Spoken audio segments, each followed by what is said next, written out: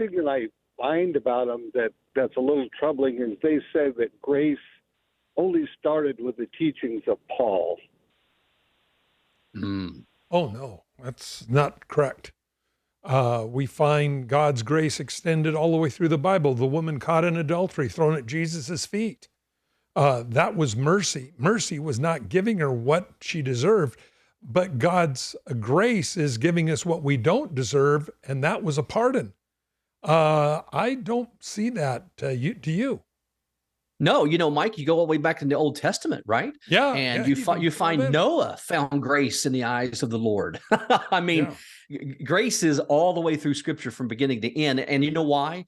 The reason grace is found all the way through the Bible is because the only way to have a right relationship with God is by faith.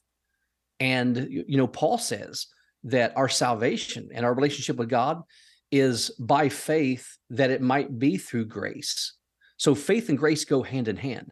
So once you get away from a relationship with God being through faith in what he has said to us, even Abraham, oh my goodness, Abraham, Genesis 15:6 is a foundational scripture that Paul uses in his writings.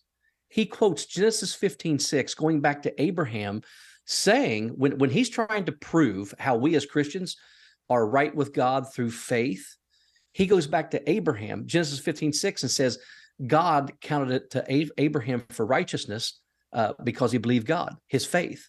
His faith was accounted to him for righteousness.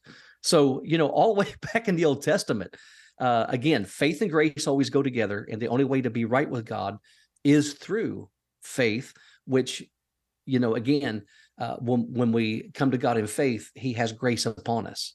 So that's a totally different thing than any kind of works-based type of salvation or pleasing God at all. So I agree with you totally, Mike.